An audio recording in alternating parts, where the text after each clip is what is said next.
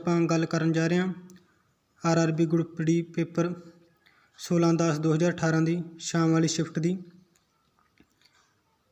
ਇਹ ਆਪਾਂ ਵੀਡੀਓ ਦਾ ਪਾਰਟ 2 ਬਣਾ ਰਹੇ ਹਾਂ। ਉਹ ਪਹਿਲੇ ਸਵਾਲ ਦੀ ਗੱਲ ਕਰਦੇ ਹਾਂ। ਵਿਚ of following statement is true. ਆਪਾਂ 4 ਸਟੇਟਮੈਂਟ ਦਿੱਤੀਆਂ ਹੋਈਆਂ, ਇਹਨਾਂ ਦੇ ਵਿੱਚੋਂ ਪਤਾ ਕਰਨੀ ਕਿਹੜੀ ਸਟੇਟਮੈਂਟ ਸਹੀ ਹੈ।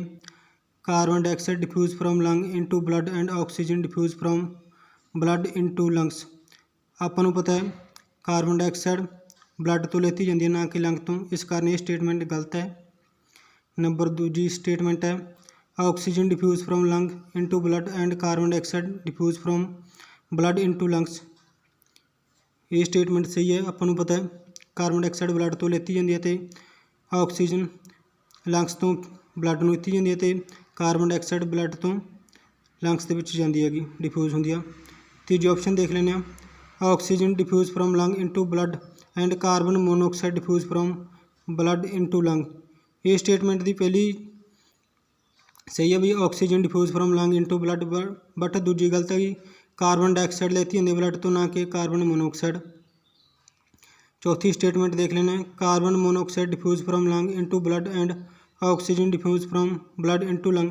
ਇਹ ਤਾਂ ਟੋਟਲੀ ਗਲਤ ਹੈ ਬਈ, ਨਾ ਤਾਂ ਕਾਰਬਨ ਡਾਈਆਕਸਾਈਡ ਲੰਗਸ ਤੋਂ ਬਲੱਡ ਨੂੰ ਲੈਤੀ ਜਾਂਦੀ ਹੈ ਅਤੇ ਨਾ ਹੀ ਆਕਸੀਜਨ ਬਲੱਡ ਤੋਂ ਲੰਗਸ ਨੂੰ ਲੈਤੀ ਜਾਂਦੀ ਹੈ। ਇਸ ਕਾਰਨ ਦੂਜੀ ਆਪਸ਼ਨ ਸਹੀ ਹੈ oxygen diffuse from lung into blood and carbon dioxide diffuse from blood into lungs. ਦੂਜੀ ਆਪਸ਼ਨ ਸਹੀ ਹੈ ਬਈ। ਅਗਲੇ ਸਵਾਲ ਦੀ ਗੱਲ ਕਰਦੇ ਹਾਂ। In the contents of Indian economy ਵਿਚ of following is the subject under the primary sector. ਆਪਾਂ ਇਕੋਨਮੀ ਦੇ ਵਿੱਚ 3 ਸੈਕਟਰ ਪੜ੍ਹਦੇ ਹੁੰਦੇ ਵੀ primary sector, secondary sector, tertiary sector.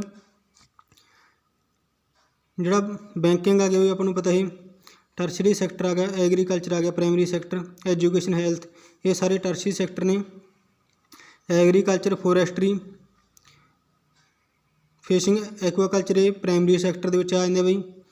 ਅਤੇ ਕੋਈ ਵੀ ਚੀਜ਼ ਦੀ ਮੈਨੂਫੈਕਚਰਿੰਗ ਹੁੰਦੀ ਆ ਉਹ ਸਾਰੇ ਸੈਕੰਡਰੀ ਸੈਕਟਰ ਦੇ ਵਿੱਚ ਆ ਜਾਂਦੇ ਆ। ਅਤੇ ਬੈਂਕਿੰਗ ਜੋ ਸਰਵਿਸ ਨਾਲ ਰਿਲੇਟਡ ਆ ਜਾਂਦੇ, ਬੈਂਕਿੰਗ, ਐਜੂਕੇਸ਼ਨ, ਹੈਲਥ, ਫਾਈਨੈਂਸ ਵਗੈਰਾ, ਉਹ ਸਾਰੇ ਟਰਸ਼ਰੀ ਸੈਕਟਰ ਨਾਲ ਸੰਬੰਧਿਤ ਹੁੰਦੇ। ਇਸ ਪ੍ਰਕਾਰ ਇਹਨਾਂ ਦੇ ਵਿੱਚ ਇੱਕੋ ਇੱਕ ਪ੍ਰਾਇਮਰੀ ਸੈਕਟਰ ਦਿੱਤਾ ਹੋਇਆ ਵੀ ਐਗਰੀਕਲਚਰ।